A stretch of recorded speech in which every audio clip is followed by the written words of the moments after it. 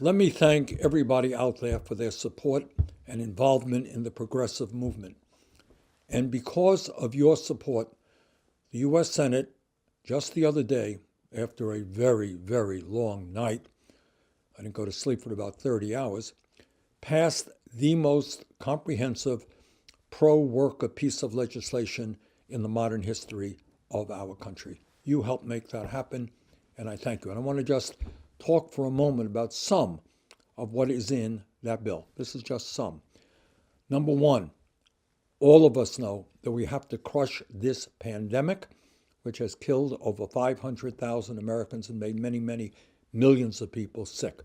We're putting substantial sums of money to make sure that we're going to be producing all of the vaccines that we need and that we're going to get those vaccines into people's arms.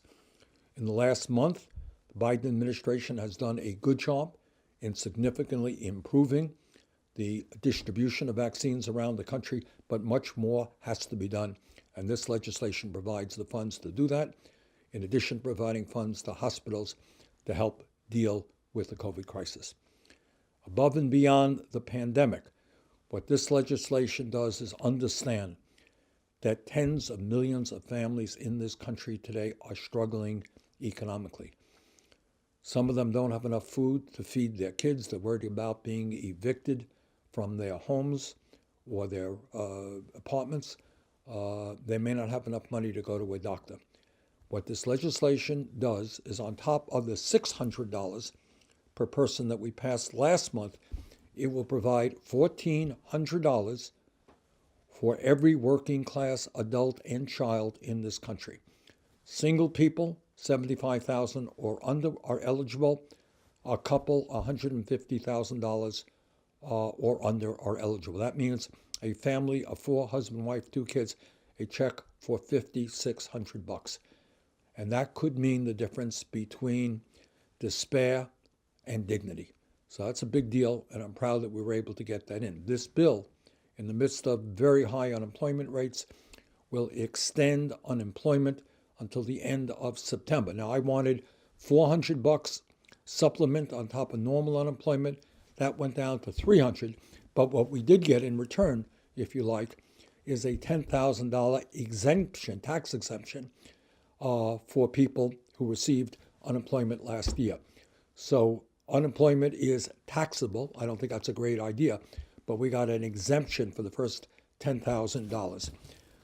This legislation will make sure that there is a significant amount of money to help people pay their rent after the rent moratorium ends and prevent people who have mortgages from being thrown out of their homes as well. In the richest country in the history of the world, people should not be going hungry. This legislation puts billions of dollars to make sure that nobody in America goes hungry. This legislation also does something that is really long overdue. As many of you know, we have one of the highest rates of childhood poverty of any major country on earth, especially high in African American and Latino communities. This legislation expands the child tax credit so that we are going to be able to cut childhood poverty by as much as 50%. That is enormously important.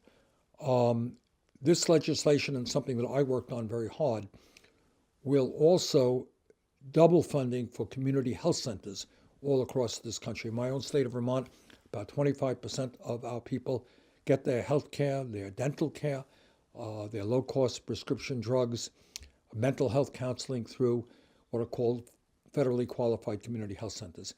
We more than double funding so the community health centers can expand, improve their services to low and moderate income people all across America. And this bill does something else that we worked on, and that is at a time when so many kids have seen their education disrupted, we have more than tripled funding for summer programs and for after-school programs. That means this summer, kids will be able to get the opportunity not only to engage in recreation, have a good time, but to get the mentoring and academic work they need to kind of make up for what they lost during the academic year.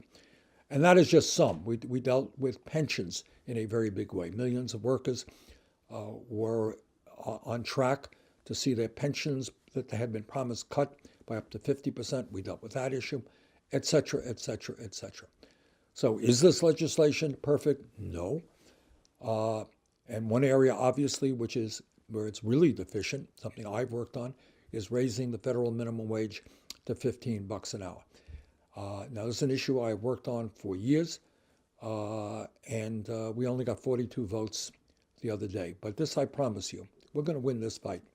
The American people understand that 7.25 federal minimum wage is a starvation wage. They understand that it's crazy that the Congress has not raised the minimum wage since 2007. State after state after state that has been able to vote on raising the minimum wage has done so, almost always voted to raise the minimum wage. We're going to do it. And we're just working on a strategy now to make that happen. So once again, let me end by the same way I began. None of this would have happened without your support. And we did this, by the way, with a 50-50 U.S. Senate. So we accomplished this because of the support of the American people. And what is very, very radical about this is not just all of the provisions in it, is that for once, the United States Congress was listening to the pain, the anxiety of ordinary Americans, and not listening to the lobbyists representing large corporations and the billionaire class. So thank you again for your support. Let's go forward together.